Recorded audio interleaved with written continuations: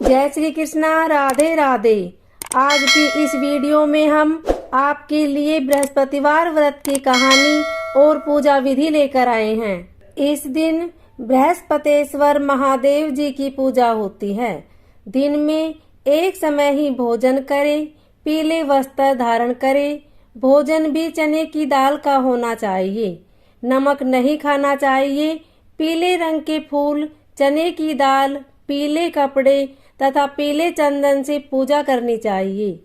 पूजन के पश्चात कथा सुननी चाहिए। इस व्रत को करने से बृहस्पति जी अति प्रसन्न होते हैं तथा धन और विद्या का लाभ होता है। स्त्रियों के लिए यह व्रत अति आवश्यक है। इस व्रत में केले का पूजन होता है। तो आइए सुनते हैं बृहस्पतिवार व्रत की कहानी। किसी गांव में एक साहूकार रहता था, जिसके घर में अन्न, वस्त्र और धन किसी की कोई कमी नहीं थी। परंतु उसकी स्त्री बहुत ही कृपण थी कि वह कभी किसी भिक्षार्थी को कुछ नहीं देती थी। सारे दिन घर के कामकाज में लगी रहती। एक समय एक साधु महात्मा बृहस्पतिवार के दिन उसके द्वार पर आए और भिक्षा की याचना की। स्त्री उस समय घर के आंगन को लीप रही थी। इस कारण साधु महाराज से कहने लगी कि महाराज, इस समय तो मैं घर लीप रही हूँ, आपको कुछ नहीं दे सकती, फिर किसी अवकाश समय पर आ जाना। साधु महात्मा खाली हाथ चले गए। कुछ दिन के पश्चात वही साधु महात्मा आए, उसी तरह भिक्षा मांगी। साहूकारनी उस समय लड़के को खिला रही थी। कहने लगी, महाराज, मैं क्या करूं, अवकाश नहीं है, इसलिए आपको भिक्षा नहीं दे सकती। तीसरी बार महात्मा आए तो उसने उन्हें उसी तरह टालना चाहा, परंतु महात्मा जी कहने लगे कि यदि तुमको बिल्कुल ही अवकाश हो जाए तो क्या तुम मुझको दान दोगी? साहूकारनी कहने लगी कि हाँ महाराज, यदि ऐसा हो जाए तो आपकी बड़ी कृपा होगी। साधु महात्मा जी कहने लगे कि अच्छा, मैं एक उपाय बताता हूँ। तुम बृहस्पतिवार को दिन चढ़े उठो और सारे घर में झाड़ू लगाकर कूड़ा एक कोने में जमा करके रख दो। घर में चौका इत्यादि मत लगाओ। फिर स्नान आदि करके घर वालों से कह दो उस दिन सब हजामत अवश्य करवाएं। रसोई बनाकर चूल्हे के पीछे रखा करो, सामने कभी मत रखो।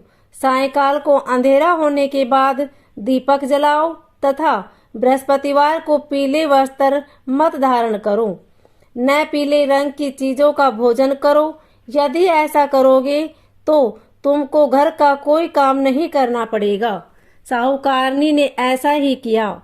बृहस्पतिवार को दिन चढ़े उठी, झाड़ू लगाकर कूड़े को घर के एक कोने में जमा करके रख दिया।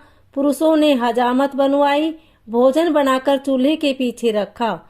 वह सब बृहस्पतिवारों को ऐसा ही करती रही। अब कुछ काल बाद उसके घर में खाने को दाना न रहा।